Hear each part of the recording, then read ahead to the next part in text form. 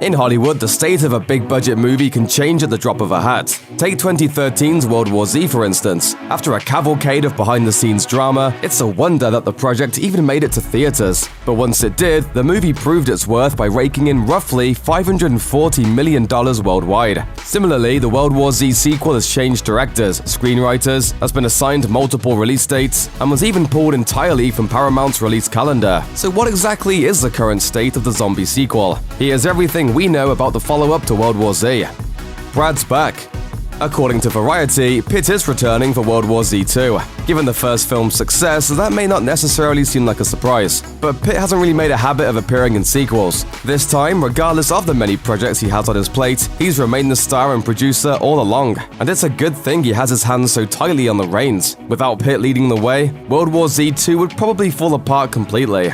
Mireille Enos. Another cast member returning is Mireille Enos, who played Pitt's wife in the original film. In a 2016 interview with Digital Spy, Enos confirmed her return, saying, "There's been some shifting with directors and so the schedule's a bit up in the air, but it's definitely happening and I get to be in it." When you look at Enos' recent work, it's clear she's been very busy in front of the camera. Fortunately, it sounds like she's still committed to making it work once WorldWarZ 2 production is up and running. Rewrites. In 2014, a year after WorldWarZ hit theaters, The Wrap reported that screenwriter Stephen Knight was brought on board to pen the sequel. Not long after Knight delivered a draft to Paramount, Variety reported that Dennis Kelly, the creator of the UK conspiracy thriller series Utopia, was hired to deliver a rewrite. The highly anticipated sequel may be hitting the same type of speed bumps as the original film, but it's a good sign that the team behind it appears to be focused on the quality of the story. Scheduling conflicts.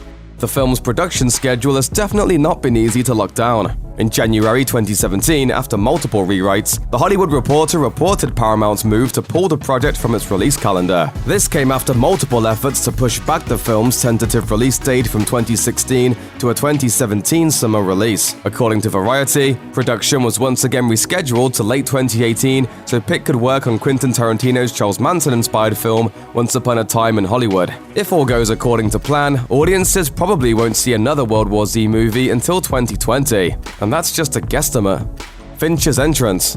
Luckily, after the major setback of losing director J.A. Bayona, who moved on to direct the next Jurassic World film, David Fincher jumped into the zombie fray. According to Variety, Pitt has been doing his best to persuade Fincher to take over directing duties for some time. Pitt and Fincher had developed a solid professional relationship over the years, working together on Fight Club, Seven, and The Curious Case of Benjamin Button. Fincher hasn't directed a sequel since 1992's Alien 3, and while his addition to the project brings high expectations, his attention to story and characters would prove a welcome departure. The director told Collider in 2017, "I don't care if the whole scene is 5 pages of 2 people in a car sipping coffee from paper cups, as long as there's a fascinating power dynamic and I learn something about them."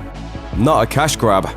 When Fincher appeared on the Empire podcast to promote Mindhunter, he supplied a brief update on the sequel's status. Explaining their process in dissecting novelist Max Brooks' story, Fincher said, "We're hoping to get a piece of material that's, a reason to make a movie, not an excuse to make a movie." Yeah. This may seem like a no-brainer, but in this day and age where big-budget blockbusters focus more on jaw-dropping action sequences and character development or story, it's an important detail. The director further explained to Little White Lies, "A lot of stones have been laid. We're just deconstructing it right now against the mythology that exists to see where we can go." Thanks for watching. Click the looper icon to subscribe to our YouTube channel. Plus, check out all this cool stuff we know you'll love too.